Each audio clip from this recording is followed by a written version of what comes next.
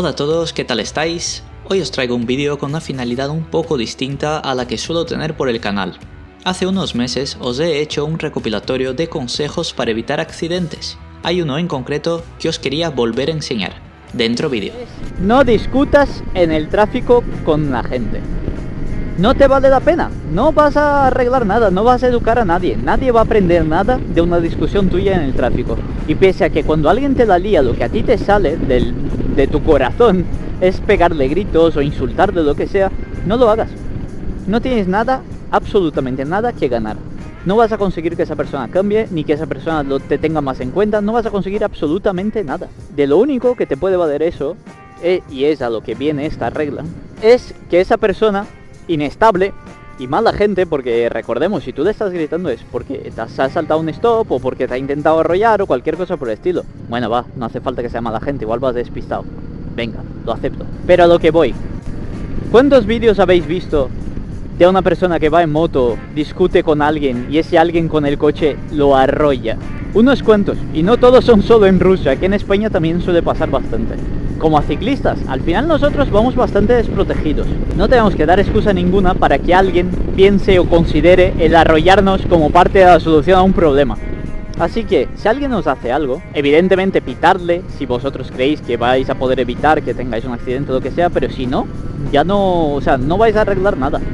No gritéis, no insultéis a la gente en el tráfico, no tenéis nada que ganar con eso. Vais a empeorar vuestro día, porque os vais a poner de mala hostia, seguro, y no vais a ganar nada. Así que evitar discusiones de tráfico en resumen, porque esto me ha quedado muy largo. Os estoy dando la chapa como de costumbre. Como veis, me sé la teoría súper bien, así que cuando el caballero con problemas para respetar espacios ajenos me adelantó por el mismo carril, ¿cómo reaccioné yo? Os lo enseño.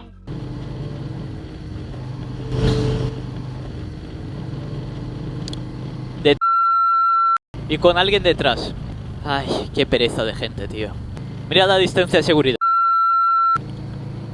Tras proferir algún que otro insulto dentro del casco y desearle lo peor, estuve amargado un buen rato. No es solo que casi me dio al hacer un adelantamiento totalmente irregular. La cosa es que me asustó, porque no pensé que haría esa imbecilidad, y me podría haber caído o cualquier cosa por el estilo. Es normal que pese a que no te quieras poner nervioso, cuando pase algo por el estilo, te pongas nervioso. La cosa está en que no solemos saber cómo reaccionar para controlar nuestros impulsos negativos, y es muy importante hacerlo por varios motivos.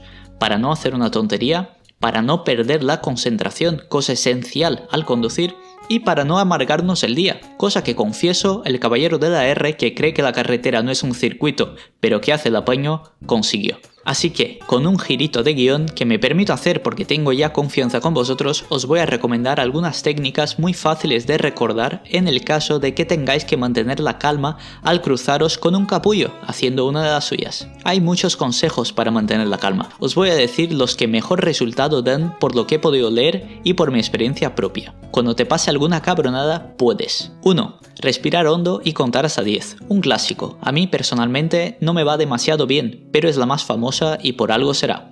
2. Concéntrate en otra cosa, lo que sea que haya a tu alrededor, pero intenta pensar solo en ella y despejar la mente de cualquier otra cosa. Esta sí que me va algo mejor. En concreto, intento concentrarme en alguna sensación que tengo, como la textura de los guantes por dentro o algo que me esté tocando en ese instante en concreto. 3. Tararear. Sí amigos, tararear. Dicen que ayuda mucho, no lo he probado personalmente, pero tiene pinta de ser una buena salida, ya que te concentras en otra cosa y una canción siempre ayuda, ¿verdad? 4.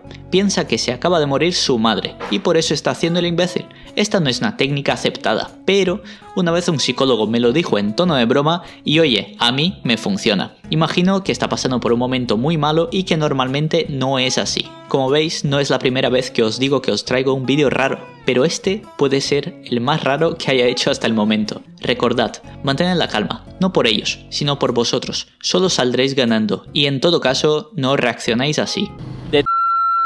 Esto va a ser todo, espero que os vaya muy bien, que no os pasen muchas putadas en la carretera y que si os pasa no os amargue el día y podáis mantener la calma. Un saludo a todos y chao.